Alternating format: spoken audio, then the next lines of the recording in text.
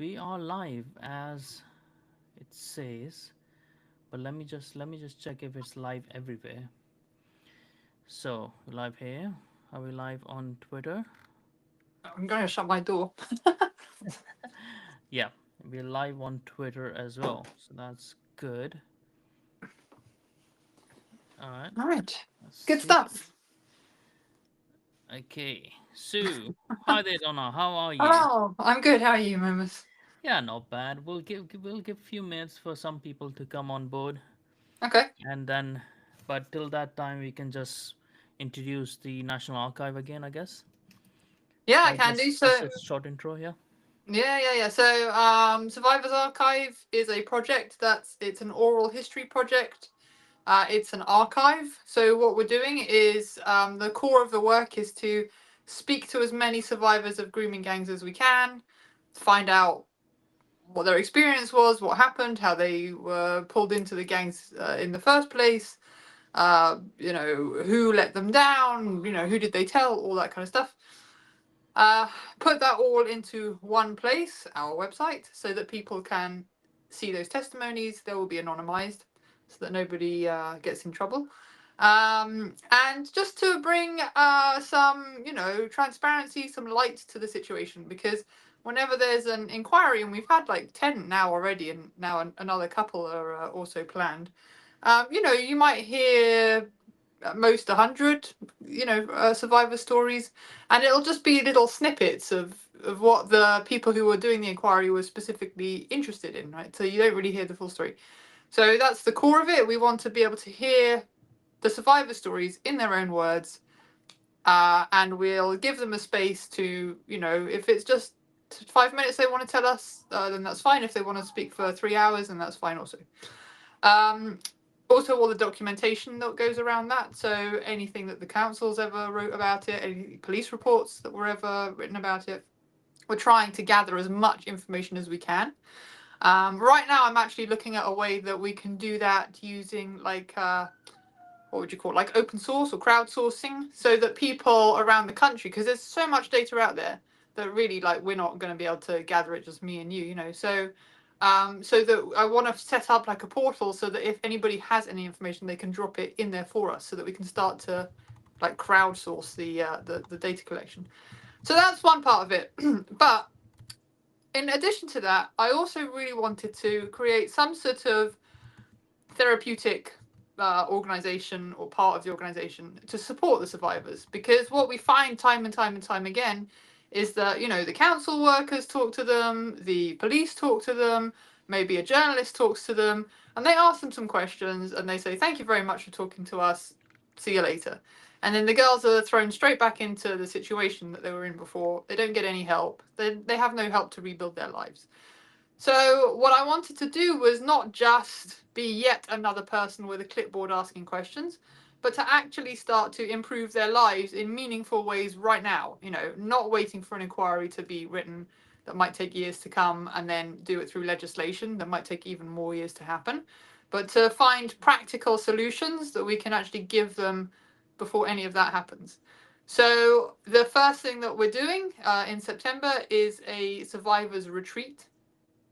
It's kind of a pilot, really, because we're only it's only going to be catering for 10 people, so obviously like a drop in the ocean.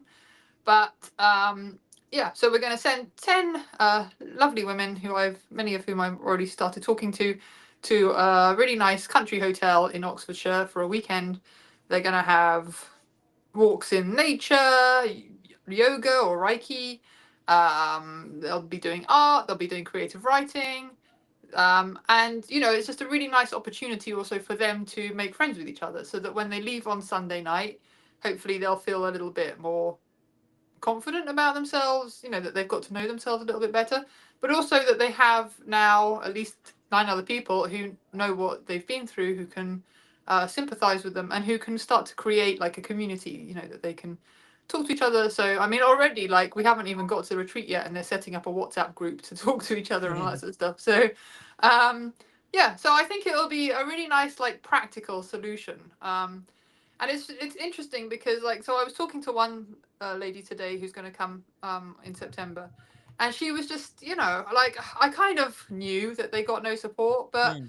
hearing her say, this is the first time anybody has ever done anything nice for me, was heartbreaking, really. And you just think, like, I mean, she said, like, technically I qualify for therapy, but I've never had it. Technically I qualify for housing, but they've put me in the same town as my rapist, so I can't actually live there. Yeah. Like, and they're just abandoned over and over and over and over. And I just think it's outrageous, really.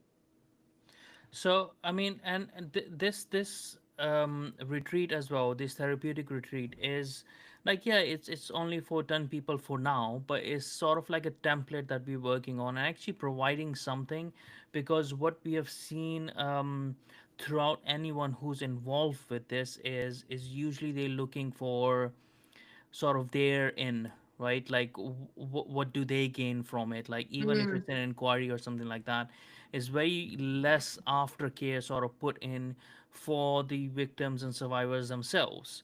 So this is sort of like first of its kind right now, been done like in this way. Obviously they've been, these charities have been helping other people as well, mhm, so that they can have something back, they can sort of have a route to normalcy, in a way.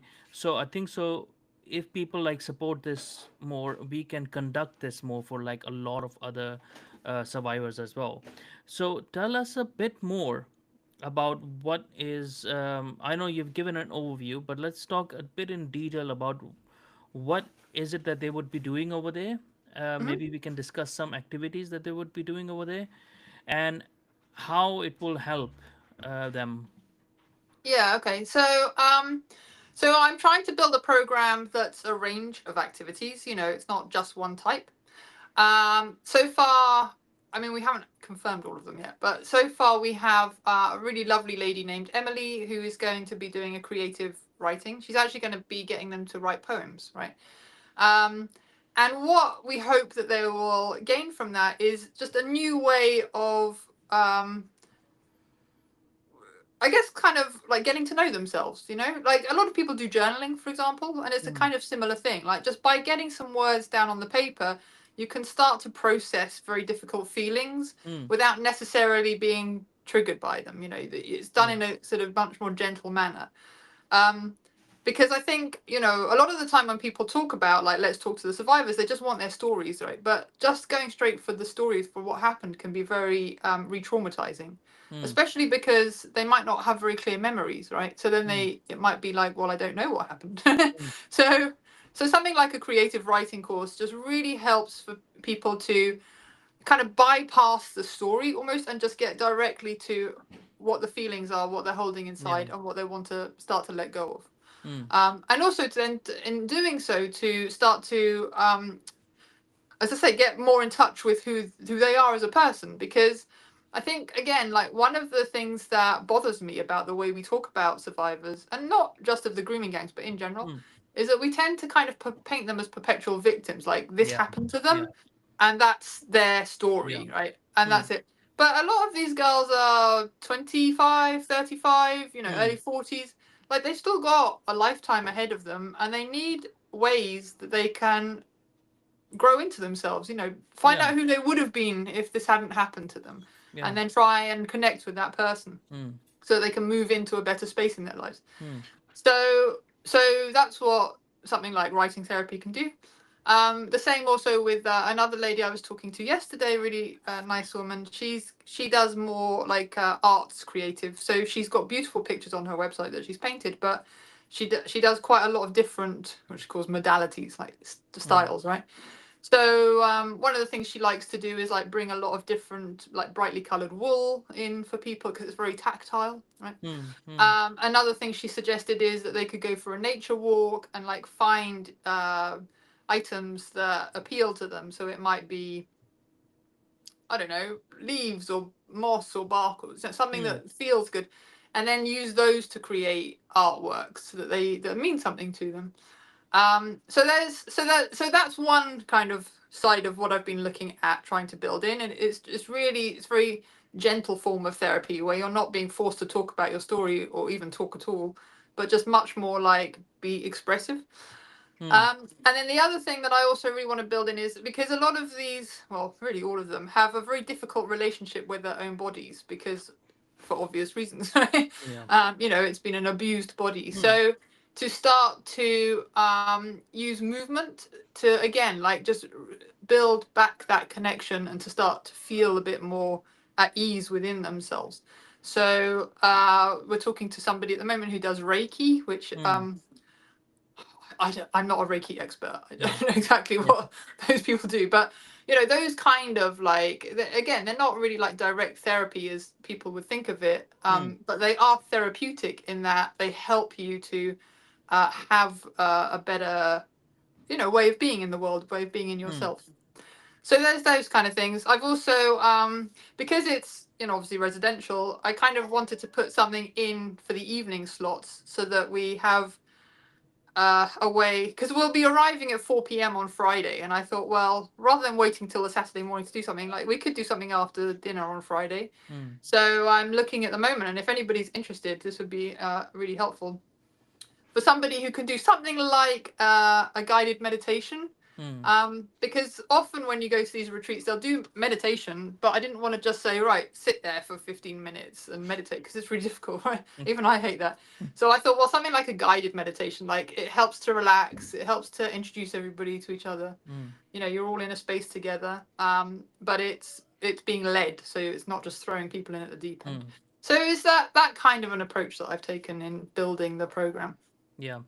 And there will be obviously people who are just motivated to find justice, right? So Mhm. um, as a lot of people should be, so they're naturally not focused on these sort of things at the moment, because I can hear people like sort of saying like, yeah, but it doesn't matter, like we want to catch those people and deport them and stuff, Yeah. like people who've done that.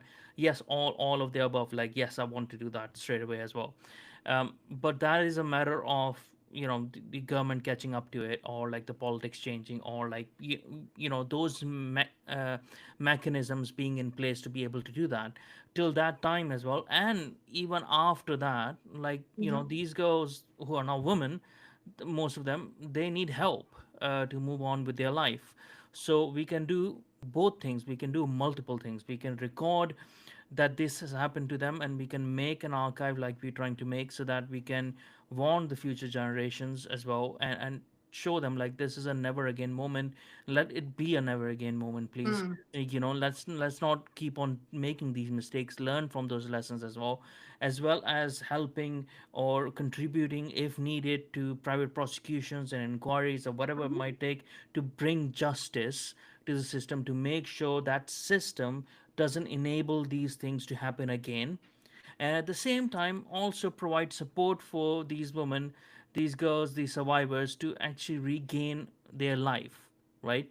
So we can't obviously, if I had like millions and millions of pounds, yeah, I would fund it so that everything can go all at once. But Hmm. unfortunately none of us are millionaires.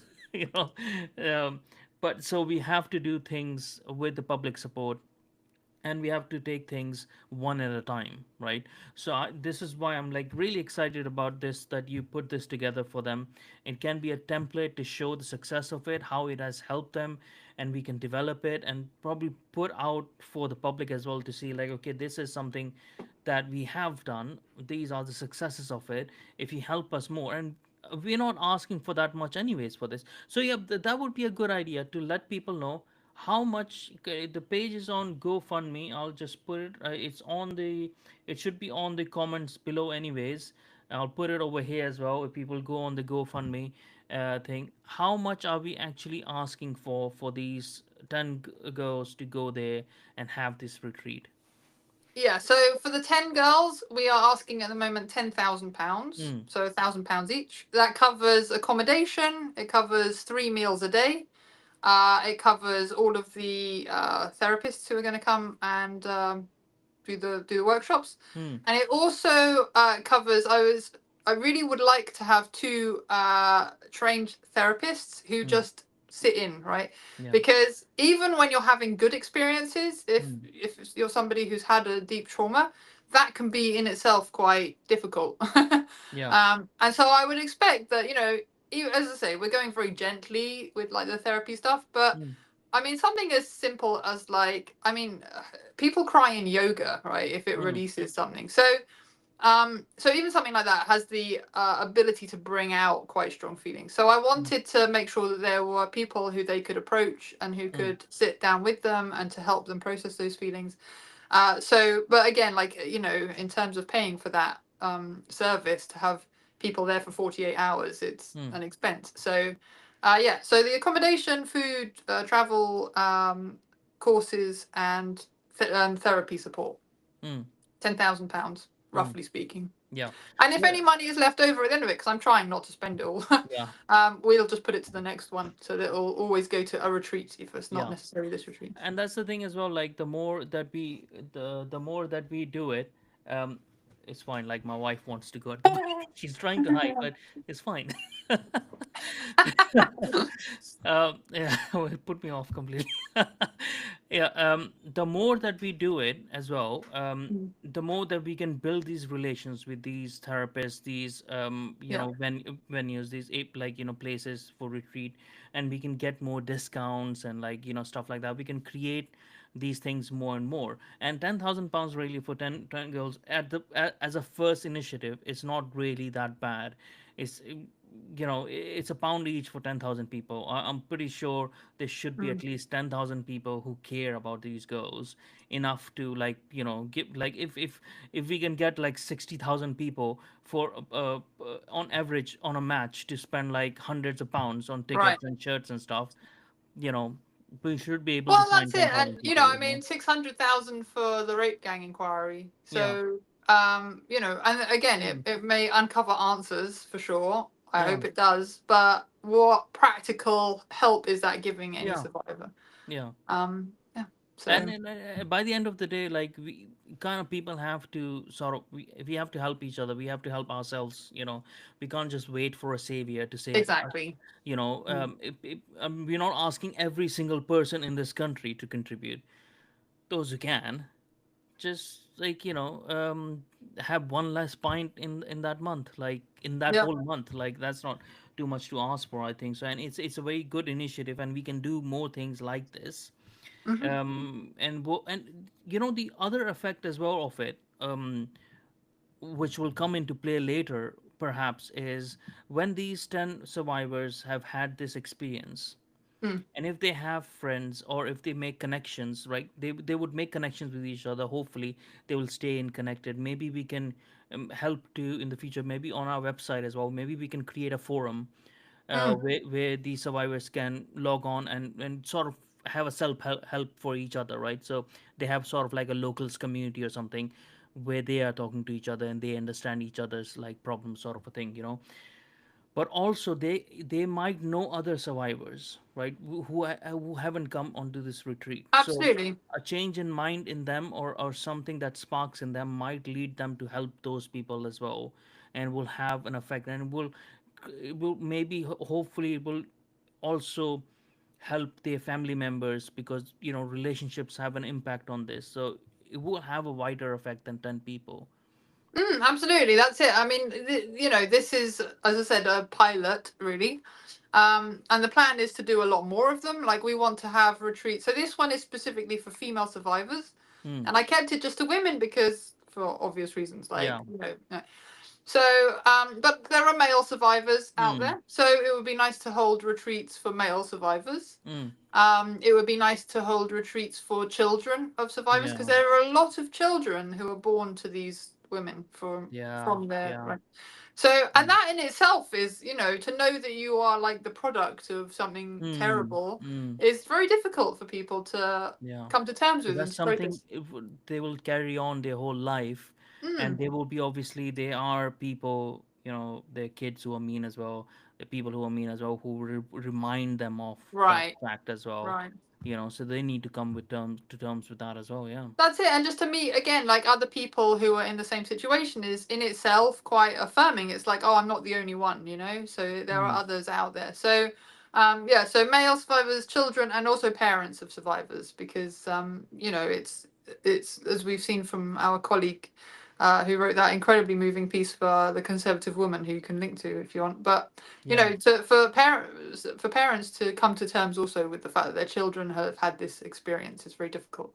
Mm. So yeah, so lots more types of retreats, and then lots more of them. So you know, we want to have them across the country so that people can go to the one that's nearest them. And like you say, like I think you know, the way I envisage it is that at the end of every one of those, we will say like, and here is the community that you can now join, so that Mm. you're part of this family of survivors and supporters, so that we're all helping each other. And I've been looking this week at, you know, CMSs, is it computer management softwares, like, so that we can create a website that will have that functionality built in, that people can have a membership, they can start to get to know each other, that they can like find people in their local area, that kind of stuff. So so it's all in process, but it's just to, you know, having the manpower to put these things in place, and then having the funding to put these things in place. Yeah. And actually, you brought it up, so it's a good point. We can discuss that as well, because a bunch of us wrote some articles for Conservative Women while you were Mhm. the guest editor. So, do you want to go through some of them, or like, because the one that you brought up is a very powerful piece. I've just put up the link for it as well over here, and I'll put the link for it on Twitter as well. So while I'm doing that, you can talk about that Yeah, yeah. piece. So Jacob wrote this incredible piece. His daughter is a survivor.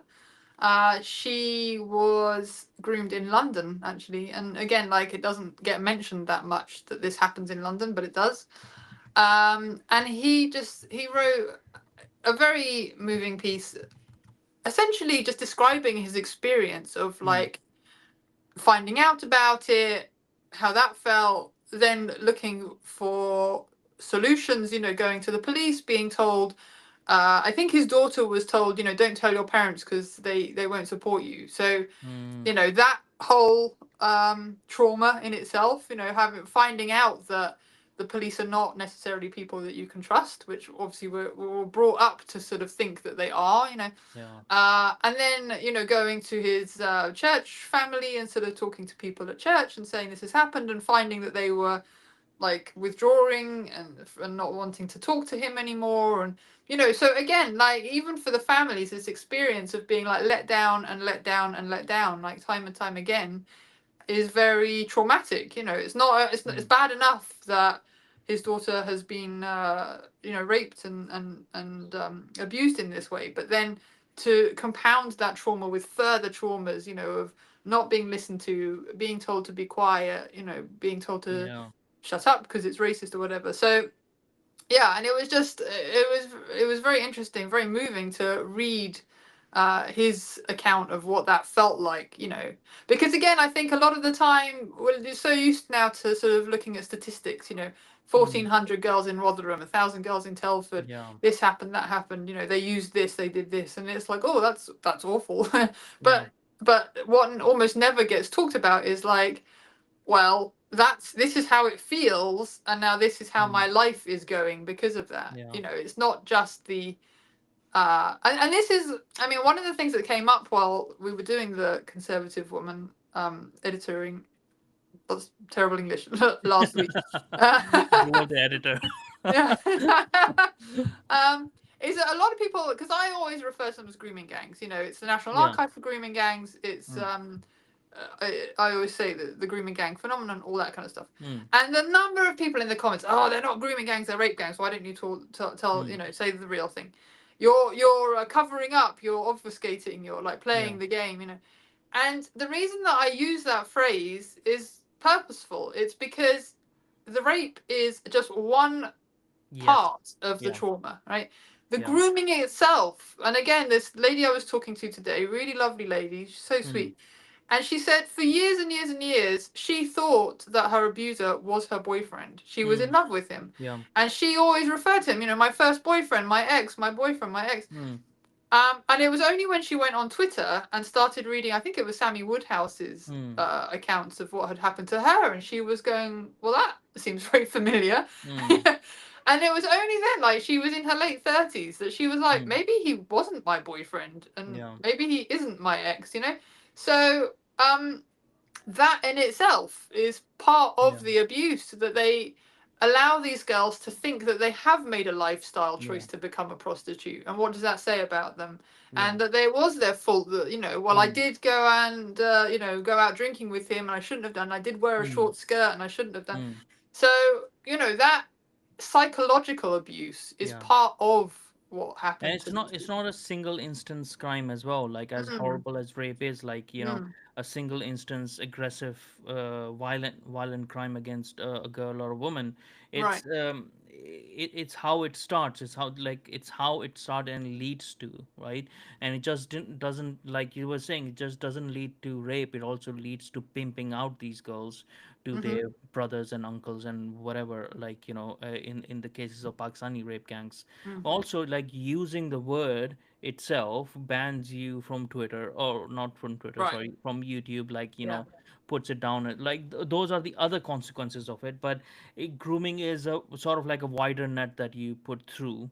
It's not as if like we are ignoring those Right. horrible instances. Is that we want to actually focus on everything that Mm-hmm, is within it, like not just the rape, but also they become addicts and stuff because they put them on heroin and other drugs and stuff, so they're making them addicts. So that's another problem. They also is making them estranged from their own families, so they mm-hmm, break down as a families. And and there's in that instance as well, there's other forms of abuse and torture, and it's not just sexual, it's other in nature as well. They're branding and there's stuff like that.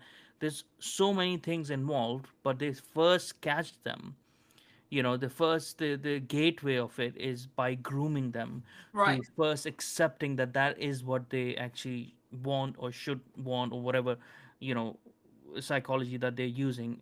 And then the other horrors entail from it. Mm, mm-hmm, And sometimes as well, like the piece that Jacob wrote, like, is powerful as well, because some when we see these numbers, these statistics, and I've talked about this before, they just become statistics. And I remember this when I was living for a while in Pakistan.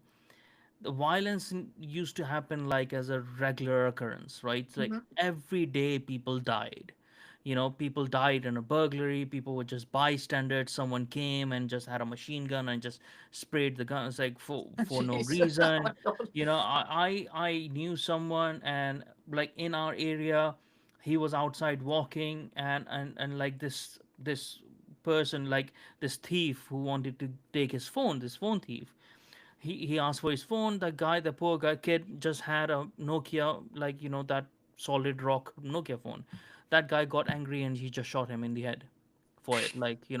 So it was such a common thing, right? That people became desensitized from it. Yeah. It didn't even matter to them. Oh, only 30 people died. So talk to me when 3,000 people died. Mm-hmm. That sort of a thing, and that can happen to people when we talk about such big numbers, that they don't understand, like, each individual life and each individual lives connected to that individual life Mm-hmm. have been destroyed, right? Yeah. And they all have a particular trauma according to their own grief, like they're suffering the experiences and what has happened to them, right? So Mm-hmm. they won't all feel the same thing. And this is what this also highlights, that yes, a lot of people would be feeling similar things, but this person's anguish and stuff, it's like it's compounded as well, like with all the other people, but also it's individual to him, Mm-hmm. and the title, like, if people want to go and read it, it's on the conservativewoman.co.uk. The title for this article is "My Never Ending Nightmare as a Rape Gang Victim's Father," written by Jacob Jones. I put the link in there as well. What were some of the other articles that were written? Um, Oh, you're gonna test me now. So you wrote one that was about. I was not trying to bring my own No, I one. know, I know, but it's easy to remember because you're sitting in front of me. Yours was about the cultural differences, wasn't it, between people even in Pakistan, which was not something that I had really thought very much about because it's not a country I'm in any way familiar with. I've never been there. Do you want to talk a bit about? You'll do a Yeah, I better mean, job.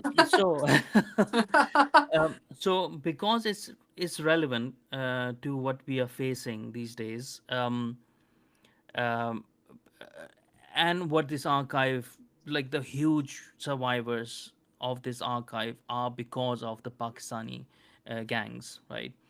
So I wanted to tell people what are the differences even within the like just a snippet of what are the different cultural differences even within Pakistan, because Pakistan is not just one ethnicity. Now, what is the problem as well of our perspective in Britain is because 90 to 95% of the people over here are either Mir Puris or Punjabis, and they're Hmm. similar because they all speak the similar language and they ethnically somewhat similar to each other, right?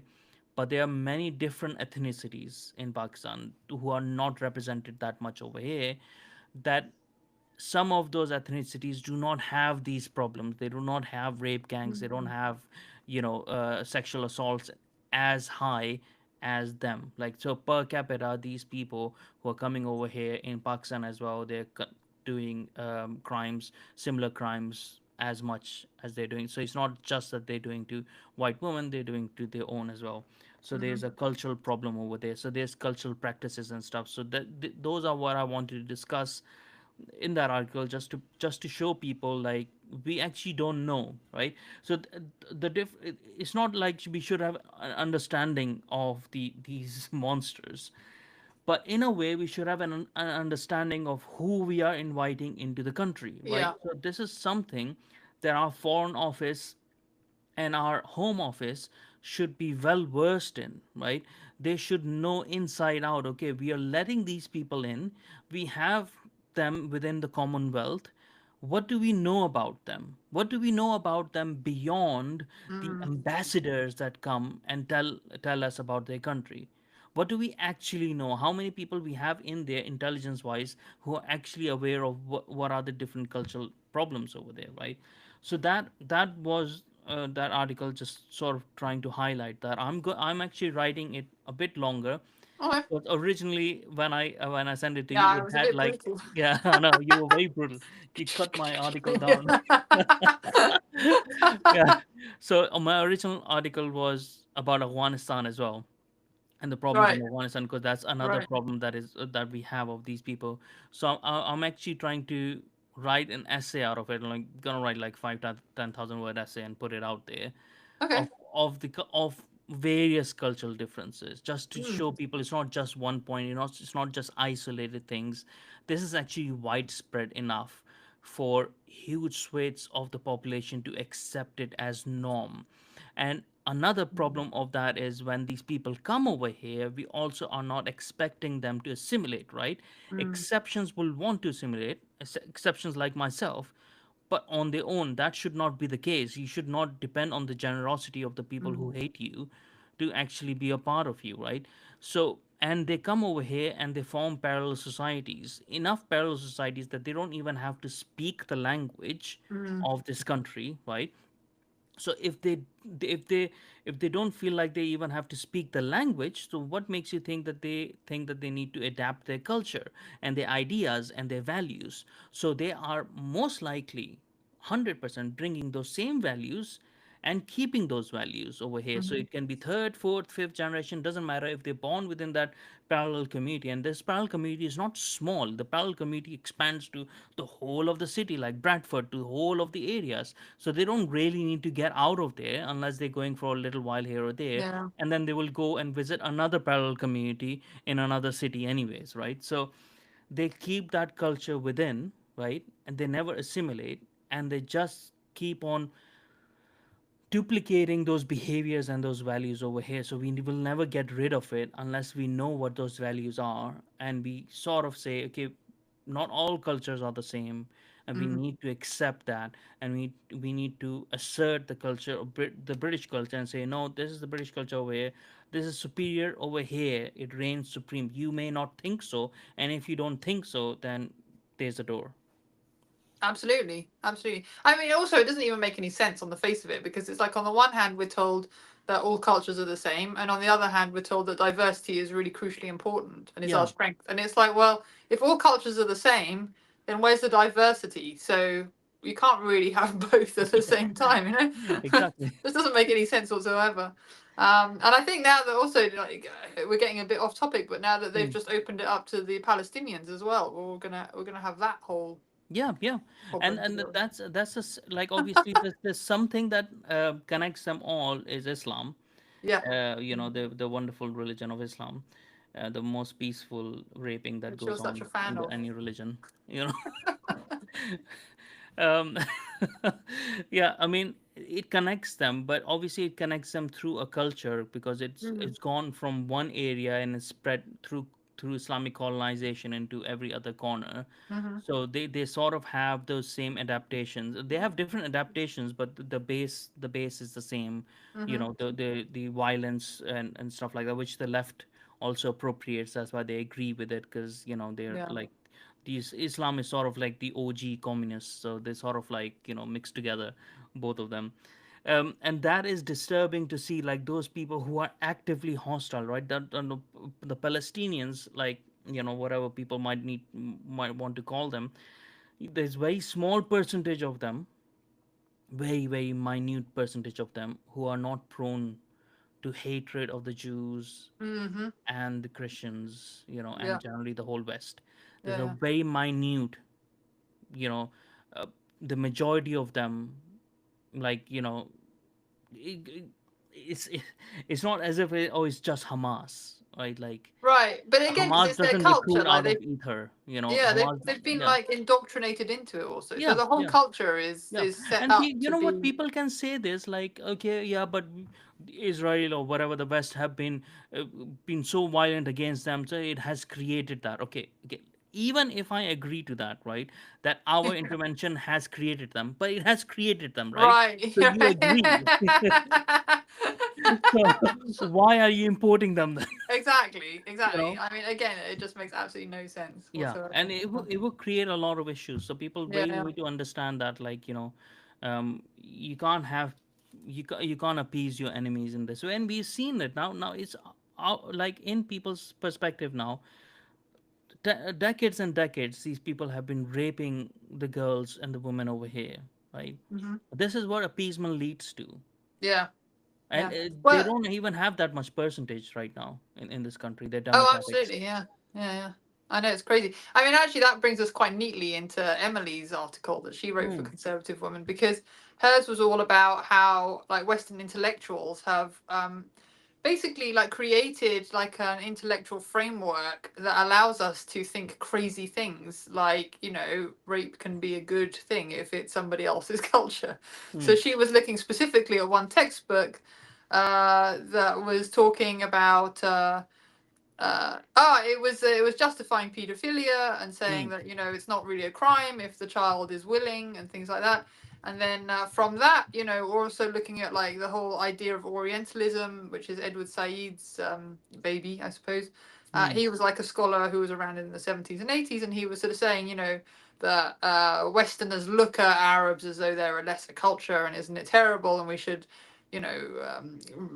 celebrate, the culture and all this sort of thing. So again, like the way that Western intellectuals have given cover to mm, ultimately bad behaviors, mm. I mean, on the face of it, if you're raping somebody, you're not a good guy, Yeah. right?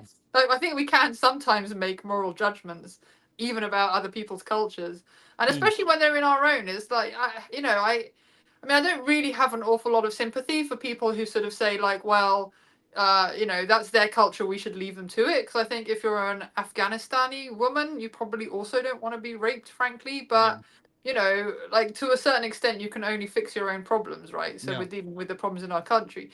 But yeah, like just because somebody has a culture in which that's the norm, it doesn't mean we need to invite them in and let them do it in Mm, our midst. So yeah.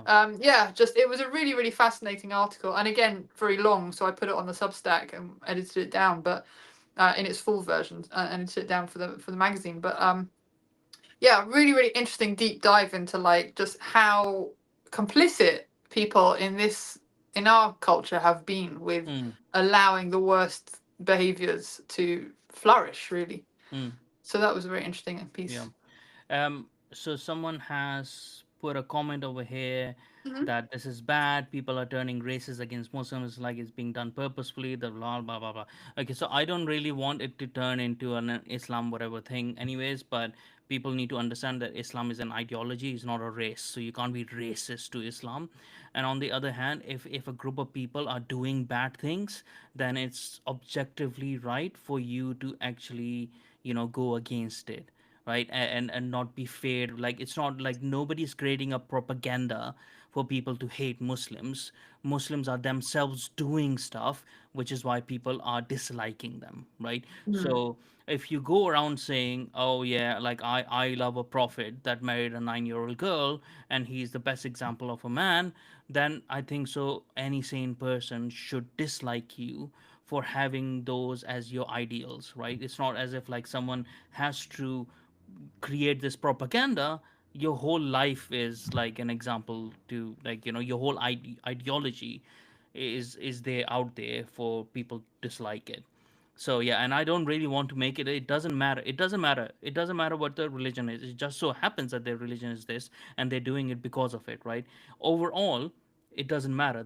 What matters is for our archive is to record what has happened, right? Mm-hmm.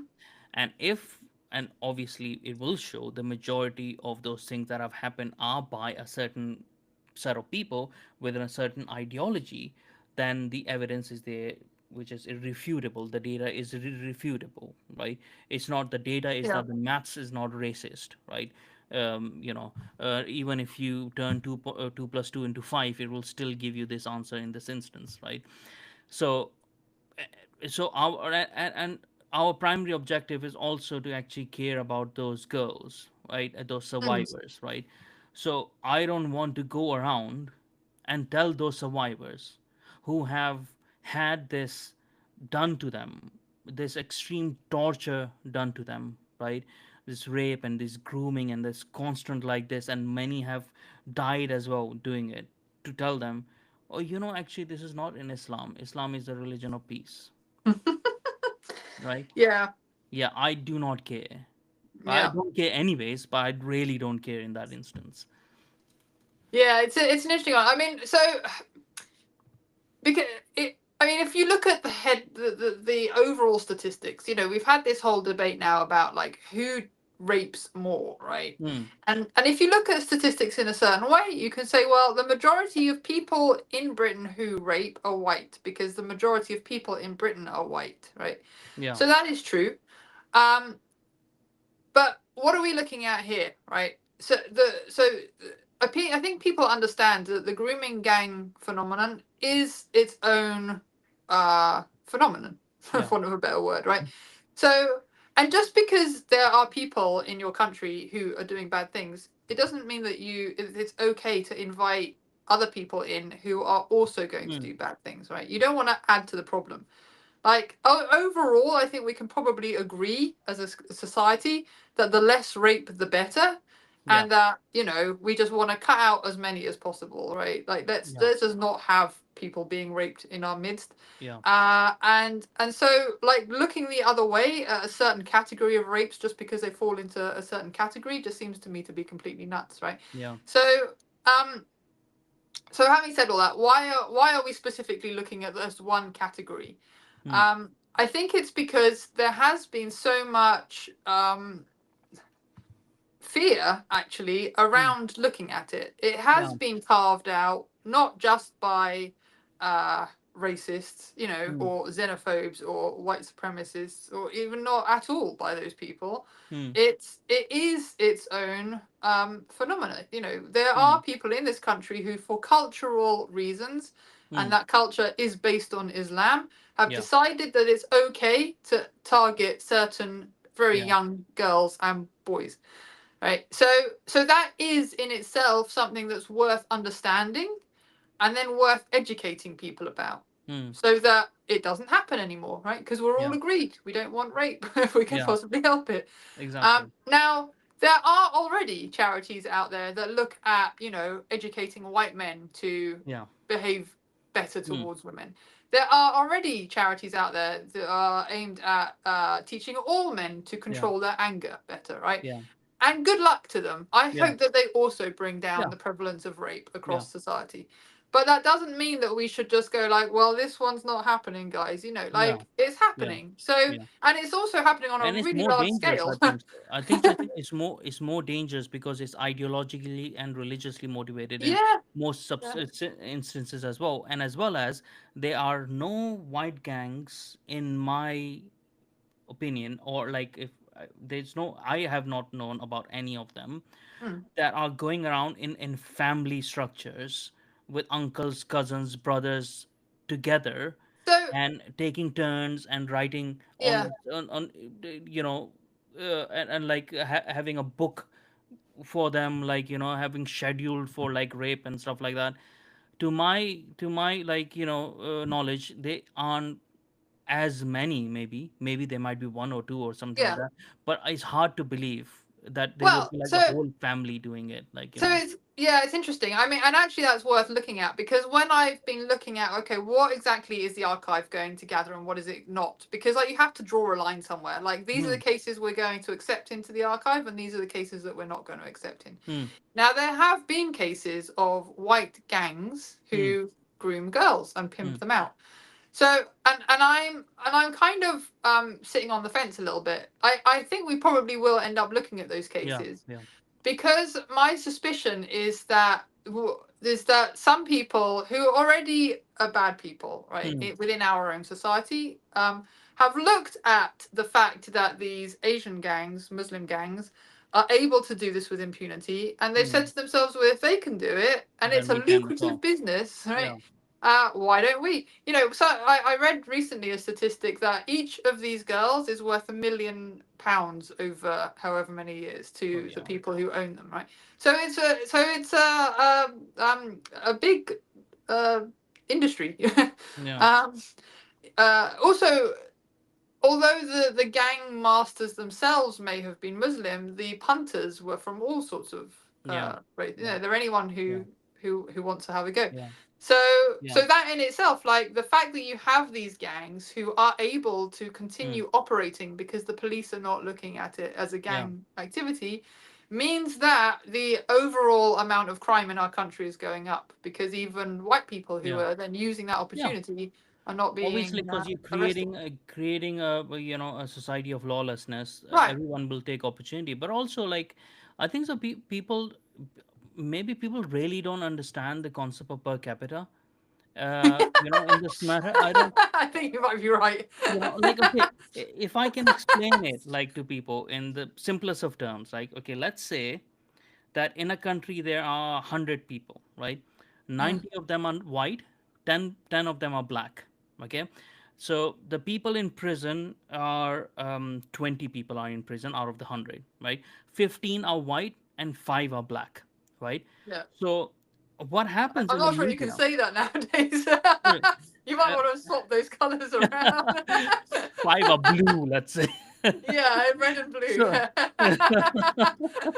a mixture of homogeneous uh, brown, Green whatever and they are. purple. Yeah, The green team. yeah, Yeah. they are the LGBT colors, right? Whatever they might be. The 5 of the rainbow people, right? Yeah. So now, what people in the media would usually say, and people on the left and a lot of like these activists say is like, oh, they are 75, the 75% people in the prison are white, Right. right? That means like white people commit more crime. But Hmm. obviously, we know that this is a distortion. Comparatively, obviously, there will be more white people in the prison, than whatever the other group might be, right? Hmm. Even at full capacity, if all of those 10 rainbow people were in prison, yeah, they would still not be more than the white people, right? Right. Because they don't have the white. So how we check it is like, what it actually means is that 50%, because out of 10 rainbow people, 5 of them are in prison, right? Right. So 50% of them are committing the crime. There are Yeah. 50% of them are in prison, whereas only 16% of the white people are in prison. So only 16% of them are committing crime. Hmm. So why can't people understand this simple per capita problem, I that th- it I is don't. like I'm not sure that they don't understand it. I think that they just distort it because it's so they easy to distort it, purposefully, right? yeah. It's so easy to show, like, if there's 20 people, 15 are white, five are black, so easy to show. Oh, 75% of them are committing are white criminals, right? But yeah, it I mean, really it's the old annoys me. It annoys me lie, because it's so much in the media. lies, damn lies, and statistics, isn't it? You Hmm? know, it's. I said it's the old saying, lies, damn lies, and statistics. But I mean, this is Yeah. why. So when I was a journalist, it drove me crazy because my degree is in zoology for Hmm. some reason. So I have like a science background, you know. So I Hmm. can do things like statistical analysis, and one of the problems is that I don't think they teach it in journalism school, and they certainly don't teach it on like English Hmm. literature courses.